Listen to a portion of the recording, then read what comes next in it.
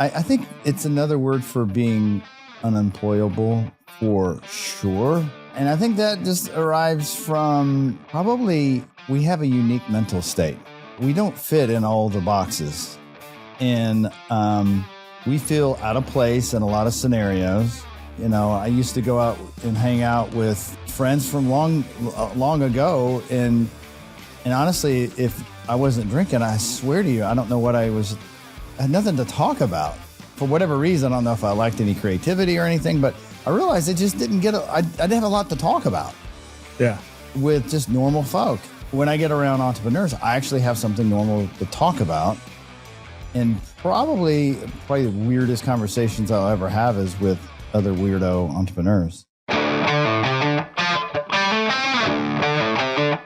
Welcome to The Decision from Nashville EO, where you will hear the rest of the story after tough decisions were made by entrepreneurs who faced adversity and lived to tell about it.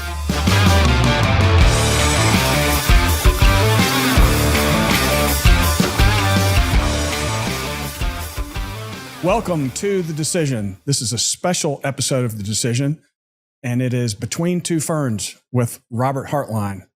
My name is Eric Jackson, and I'll be your host today. This is the official podcast of EO Nashville. With me, as always, my specimen for the day, Mr. Robert Hartline. Good to be with you, Eric. It's good in to a be different with you. chair today. Yeah, we're facing each other. This feels kind of awkward. Yeah, it is a little awkward. Yeah. Not really that awkward. But. No, not so much. But this is probably a good opportunity for you to berate the people who turned us down to meet with us at 1 o'clock. Yeah, you know, it has been increasingly seeming, well, it's the summertime. You know, I should expect this. Yeah. But I also take a little bit of the blame of not being more prepared and having more process in order to arrange this. Yeah. And so I made a few moves in the last couple of days to get it better booked instead of this last minute sometimes. It always happens last minute because someone will cancel in a week. And I'm like, oh my gosh, who do you know that's going to be okay getting on the podcast? Right. And, you know, man, I feel like I'm trying to sell Amway sometimes. I mean, geez, like I'm not going to bring you in a room and sew some circles on a whiteboard, but you know, yeah. Anyways, part of the cross that we have to bear. To run this podcast. It's fun. That you have to bear. It's fun. It's fun. Yeah. All right. Well, let's dive in. I've used our robot overlords to create a series of questions here, and let's get started. So, Robert, this is The Decision. Is that because all of the good podcast names were already taken? Yeah, it could be. You know, it could be. I think The Decision came about.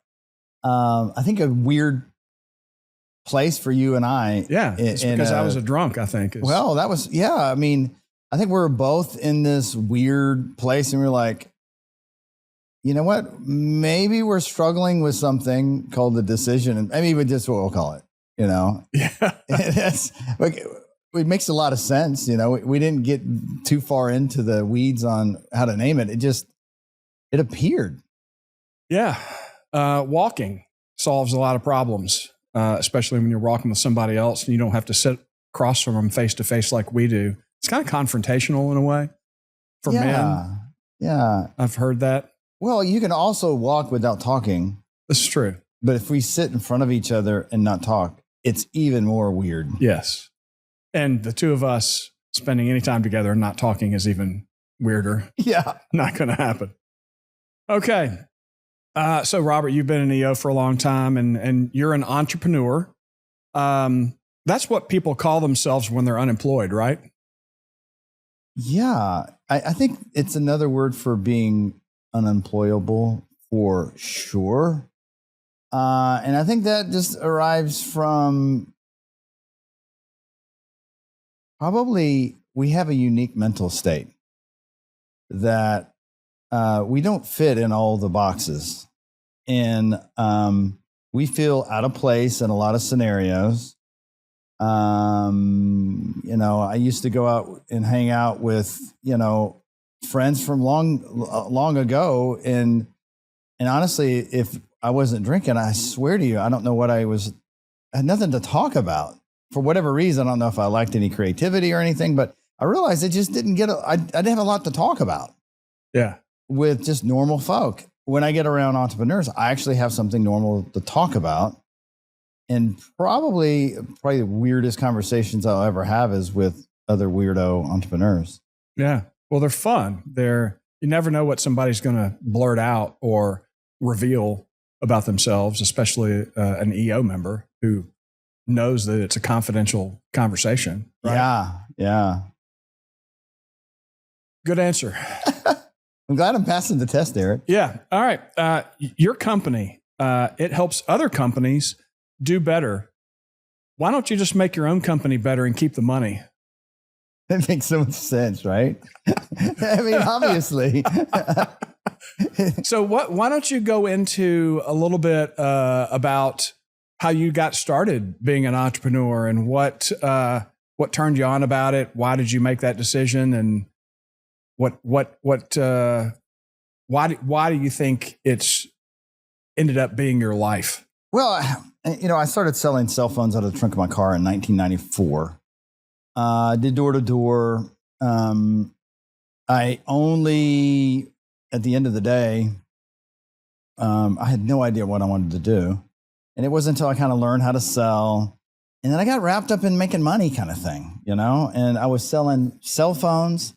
I got into cell phone cloning. I would clone someone's phone and make you have two phones. And I was, literally hustling around Murfreesboro and Nashville, going door to door to businesses selling cell phones.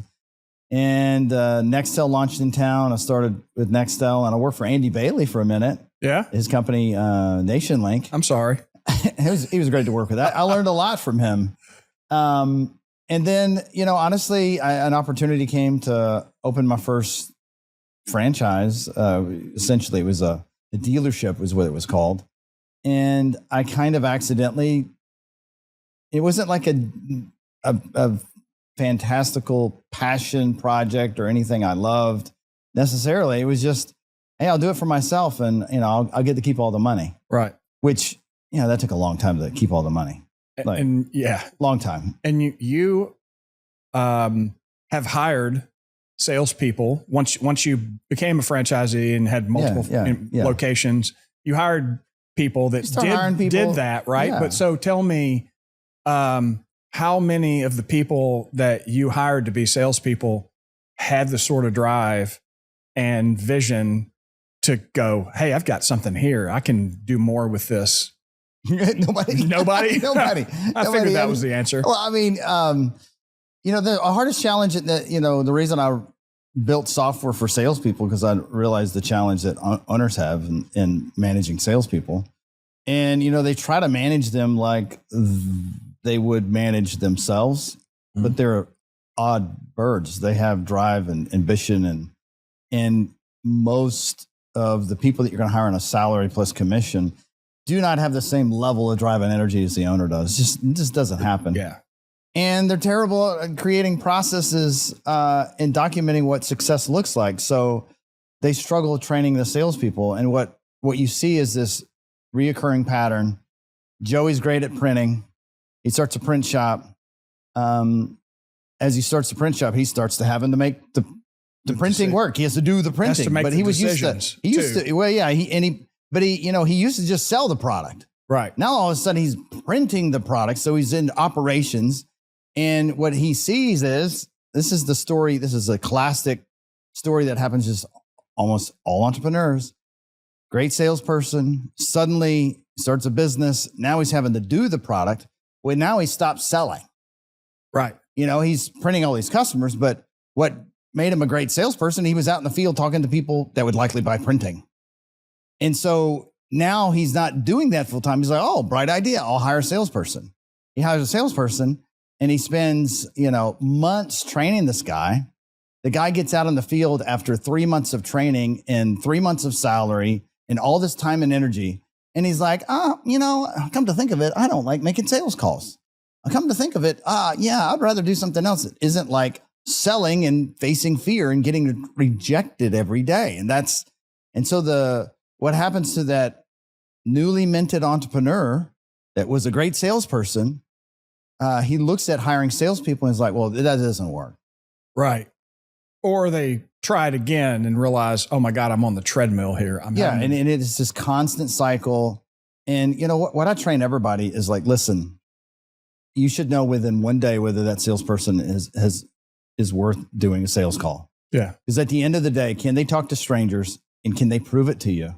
Before you spend all the money training and all that stuff, give them little baby steps to prove to you that they're willing to talk to strangers. And I think the number one thing that people don't even realize is how much opportunity is available to every sales organization on this planet by going door to door. Yeah.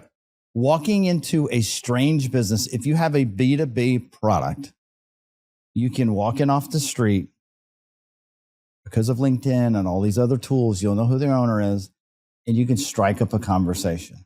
And I'm telling you, it's better than any other sales strategy that's out there. And it's been here for thousands of years. I mean, It's just face-to-face communication is where it's at. But most owners of companies, when they're training salespeople, they don't take them out of the field and do that. They get them on the phone, or they do an email campaign, or they spend a lot of money and click. And all those things can work, but you can do something tomorrow. Set some time in your schedule, take a guy out in the field or a girl and just go and talk to strangers. I mean, that's probably the most underrated strategy that exists, but it works. You can get an appointment right away. Do you think it's more viable today, post-COVID, than before? 100%. I have software that helps track these face-to-face visits. So, and I use my software to go actually with my customers out in the field, real salespeople using my app, so I get to ride along with them. And I would say it is 3 times easier to go cold calling today than it was before COVID. Less and less people have the courage to talk to a stranger. Yeah. Now, you got to deal with the fear of face-to-face rejection versus face-to-face rejection on a telephone or an email, whatever, LinkedIn, it's just whatever. Yeah. But it can be, it's actually fun if you can get to overcome that fear that you can get. What do you think the number one trait of a good salesperson is? Tenacity. Yeah. Yeah. I'd say the willingness to pick yourself up after you're getting massive rejection or said no to. And that's something I've been loving about AI now. You can ask ChatGPT to be a prospect and you can have it reject you. And funny enough is it actually feels like rejection when it happens. Yeah. And when you do it multiple times, you start to build this thicker skin. And then you're like, you're ready to make more calls because the rejection doesn't feel like anything anymore. I've been doing a lot of research on how people react to AI versus human interaction and how it's a good role practice partner to prepare people for rejection.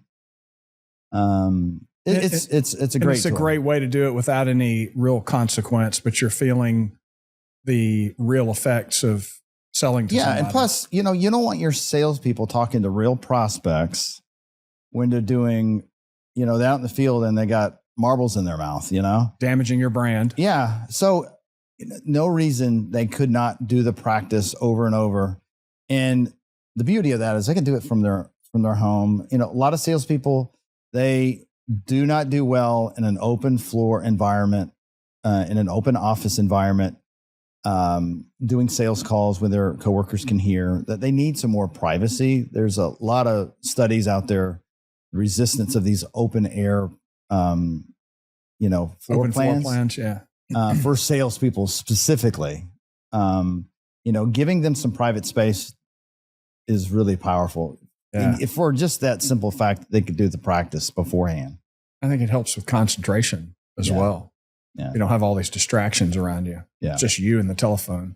Yeah. That led me to another question that now escapes. Oh, it was a comment. I think one of the most brilliant things that I heard going through some sales training program was that you have to look at a no as you're one step closer to a yes. Like, oh, I got another no. Math tells me that I'm going to get a yes at some point. Yeah. And you just have to get through all those no's. Yeah. And that's just one step closer. Yeah. Yeah. I mean, honestly, it's not rocket science. You know, if there are programs out right now, well, they will charge you a lot of money to grow your sales. And you know what they'll do? They go, Eric, listen, you want to grow your sales, right? Oh, yeah. Yeah. 100%. Yeah. This is what we're going to do, Eric. We're going to get a list of people that could likely buy your product, people you've been talking to, and people that stop buying from you. We're going to get that list. This is what we're going to do. We're going to call it. And we're going to do it every day, forever. And you know what's going to happen? What's that? Your sales is going to grow. Oh, yeah. Genius. Right. Yeah. And because why didn't I think of that? Because you've paid a lot of money for the program, you'll do the calls. It's a weird game. I don't know another way you can slice it, but when you stop and think about it, it's not rocket science. Like, if you want to grow your sales, you talk to more people that would be likely to buy your product. And likely the first person you should call are those people that are potential partners that know more people that you should talk to. And so more conversations to people that have more relationships are going to be better suited for you. But, you know, we overcomplicate it. Yeah. You know, yes, it is a mindset game, 100%. But I think we have all the tools now to overcome this mindset game. How often did you encourage your salespeople, or maybe even take this strategy yourself, of going the center of influence route of trying to get in front of the people who can introduce you to the ideal prospect? Yeah. Is that anything you ever did? Yeah. I wish I could say I was better at it. You know, I don't know why when you say the center of influence, automatically get a little anxiety a little bit. Because Tell usually, me more. Yeah, because that would, you know, the center of influence would be somebody that you would perceive as having a lot of good relationships, maybe a higher status than me, right? And maybe that makes me fearful to go, oh, why would they want to talk to me? Yeah. What kind of value do I have? So that's the kind of advice I would give someone, and I would be a terrible executor to take my own advice. Okay. Well, maybe that's something we can talk about offline, and I can counsel you on that. Yeah, on my imposter syndrome. Yeah. Okay. Let's get into more abusive questions. They say it's lonely at the top. Is that because of your personality, or is it more of a metaphorical thing? Talk about loneliness as an entrepreneur. Oh, it's real. It is a real thing, especially out of EO. It's probably the loneliest thing. You will craft a lot of distractions to avoid being lonely. You know, the best way to not be lonely is drinking. I mean, what a best friend that little thing can be. But when you don't have that anymore, because man, you can't hang out with your employees. We all know that's not safe, right? Especially at Coldplay concerts. Oh my gosh, yeah, that wasn't such a good look, was it? No. Especially, I mean, you got to think the HR person too. Is this a good plan? He's married, you know. Yeah, that's a whole rabbit hole. What's our future look like?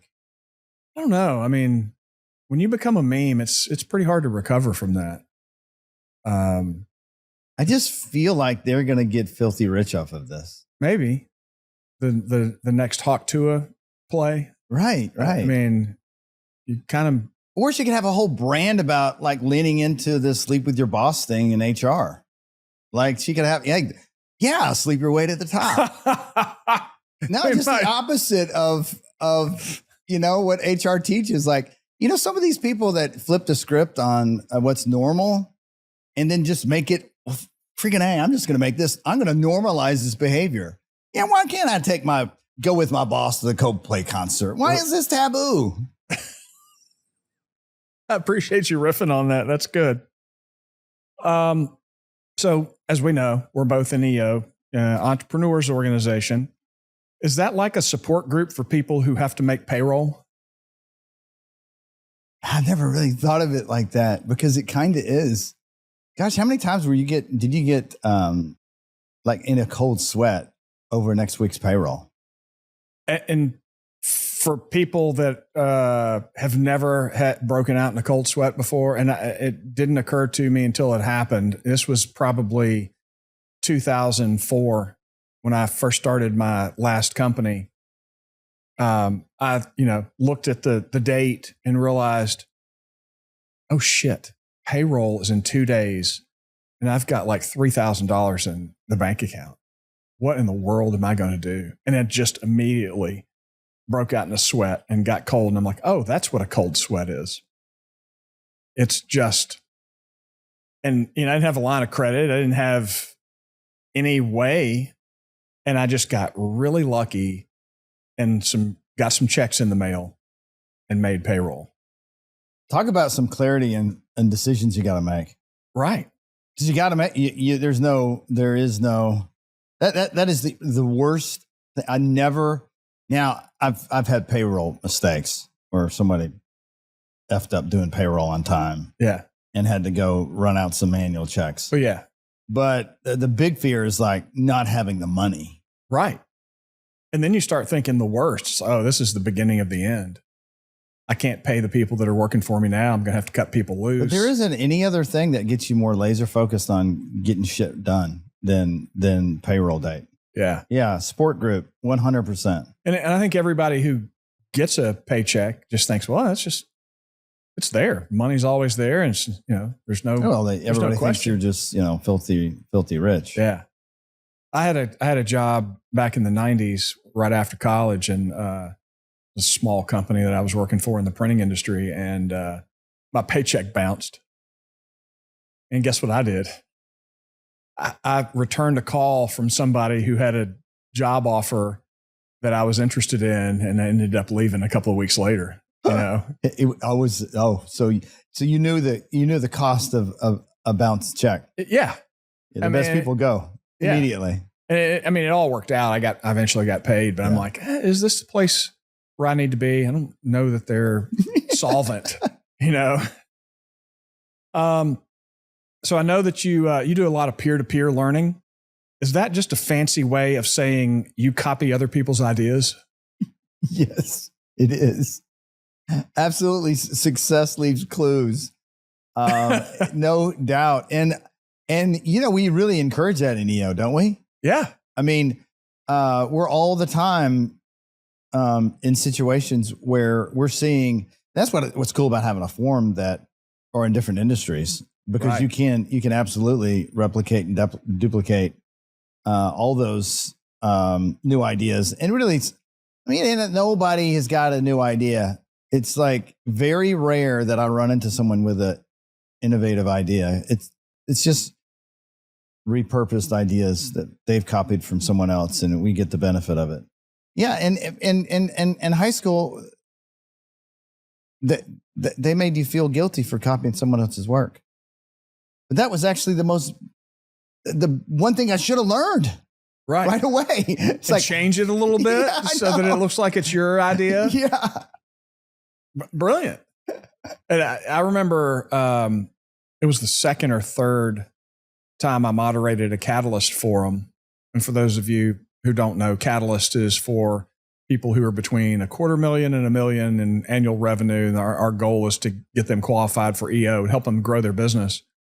And it just inevitably, every time I moderated a forum, there was somebody in the forum complaining about, well, I'm behind on billing because, I've still, or behind on collections. Well, I've I've got still have to take the deposit to the bank every day, and I'm behind on billing now, and it's like they had all these things. I'm like, what's the value of your time? Why don't you have somebody that works for you as a contractor that does all of your bookkeeping? Yeah. That's a job that people have, and you can rent that. Yeah. You don't have to pay somebody full time. You don't have to bring an I employee guarantee on. you there's somebody listening to this right now that is going to the post office box, getting their checks, and driving to the bank every day. Yeah. Well, we all did it at the beginning because we didn't have. I see this as my wife does that for me. Maybe I should have someone else do that for someone else. Maybe so. Robert, what's your favorite food, and why is it mushrooms? Where do you get these questions? So, I used a couple of different tools. I used Prompt Cowboy because I'm lazy, and you can type in a lazy prompt, and then it creates a very professional prompt that you can then copy and paste into ChatGPT or Gemini. And it didn't actually say that. I just know you well enough. I just replaced. I'm not a huge mushroom fan. Well, those kind of mushrooms, not the edible ones are so much not my favorite, but my favorite food. Oh my God. The food I'm resisting the most right at this moment is sugar. Anything with sugar in it. If I have to be honest with you, that is my number one drug. And I am on a new sobriety journey. This month, July 1st, I was like, you know what? I am going to try no sugar. So I've been doing a no sugar sobriety challenge, and it has been amazing. And I can't say that I'm loving my diet, like loving everything I'm eating. I feel like I'm eating to sustain. Isn't that what eating is, though? Yeah, but I think I've given myself permission to enjoy food. Okay. Like it's a treat, like to eat something good, or I'd go out to eat and eat a nice steak, right? But I am noticing that, like, I am a kind of all out kind of guy. Like, I don't go to Jenny's and like have a scoop kind of guy. I go to Jenny's and have a pint kind of guy. I go to a steak place and not have a bite of steak, a reasonable portion of a 6-ounce steak. No, I need the 32 and eat all of it. Right. With some mac and cheese. Have to be wheeled out in a wheelchair. Yeah. Yeah. I just I don't have that trigger that says enough. And I wish I did have a better trigger. Now, I did experiment with chewing 30 times before you swallow, which if you ever, like, I'm telling you, you can get higher in your food supply by chewing 30 times before you swallow. Try it. And they say if you chew 50 times, it's even better. But when I am purposely chewing 30 times a bite, my signal saying I'm full clicks on. And if I don't do that, like, I'll get into automatic mode. I'll be like finishing my plate, and I'm like, I feel like I just came back from Back to the Future, and I'm like, oh my God, how'd I get here? The time just went. Yeah. But I'm not the only. I feel like a lot of entrepreneurs are like that with their food. They inhale it. Yeah. They don't enjoy it. We're so accustomed to this go, go, go. We don't slow down enough to enjoy simple things like, I don't know, doing nothing and breathing, or a good meal and actually enjoying the flavors. And if you go through that experiment with like chewing 30 times, you will have more flavor, more sensation. It makes it a wholly different experience. Makes your gut work less too. Yeah. Right. You digest so much better. Yeah. Yeah. So how have you experienced this? Is it, have you lost weight? Do you feel better? My no sugar sobriety thing. Yeah. I'm down like 10 pounds. My sleep, I would say my sleep is 30% better, longer. My energy is at least 30% better, stronger. Like I really, you hear these people, it's a very similar to a keto diet. Right. You hear all the time about how these diets transform people and then they stop. And I think the reason they stop is they're missing the desire for the yummy. Yep. And as soon as you get that yummy, like you want more yummy. It's hard to you can't even have a cheat meal because the cheat meal just programs your mind that, oh, that's what you want. Yeah. And then you want more. You want more. Well, I've had people ask me, I've been very public about I work out every day. I mean, some of my workouts are lighter than others. I typically lift heavy 5 days a week, but like how in the world do you do that? I can't seem to get that going. I can't sustain that kind of pace. And my response is always, well, I guess that's just a decision you've made. You have a choice. Do you think I wanted to get out of bed every day that I've worked out over the last 2 years? No, I do now. Oh, you feel weird if you don't. Yeah. Oh, I beat myself up. Oh, yeah. And as a matter of fact, there were times where I was like, okay, I've got a 7:30 meeting. I'm getting up at 6 a.m. I can't do a full workout because I've got a few other things to do between here and there. So do something. Like I've got an app that guides me through my workout. It's all timed. And I'm just going to skip this part that I don't really need. Yeah. And just do something so that I've checked that box. It's, I don't feel great about skipping certain parts of a workout, but I've gotten something in. I'll tell you, the biggest hack about working out is an interval timer. Because when you start the timer, you're just like, all right, do this, go here, go to the next. Yep. And now there's all these YouTube videos. And I tell people all the time, if you were to walk over to Vanderbilt and go to the burn unit, they would beg to be able to go work out. Yeah. Just a perspective on working out. It's like, it's something we get to do. You don't have to do. You just get to do it because you're healthy and you're able-bodied. And I think once you can get over that hump of, okay, this is who I am now. I'm going to do this every day, whatever it happens to be, something that hopefully that's good for you. It just becomes normal, and you can't imagine life without it. Yeah. Like, I used to drink soft drinks or you name it, something that I would do on a regular basis. I just go, all right, I'm just going to change and I'm going to do this and I don't remember what the amount of time is that it takes to build a new habit, but what's the Power of Habit, the book? Is that Charles Duhigg that wrote that? It's just a matter of getting the reps in and until it's just who you are. I think we're getting close to time here, Robert. It's a final question. When you think about your legacy, does the word adequate come to mind? Adequate. He did just enough, He did just enough that he knew he was alive and just he got by. He did just enough. What's that like? That's not us, right? Well, it's not us, but really when you scrape away everything, I don't know if you've ever been in a place where you started to realize that the only reason we're supposed to be here is just to be. Yeah. We don't got to do anything. We don't have to be anyone. We just have to be. Like we spend, I kind of think of our lives as like we have 3 lives, just like the old video games. The first life is 0 to 7, and 0 to 7,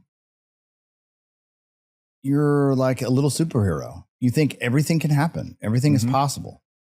And then there's that little thing that happens. You go to school.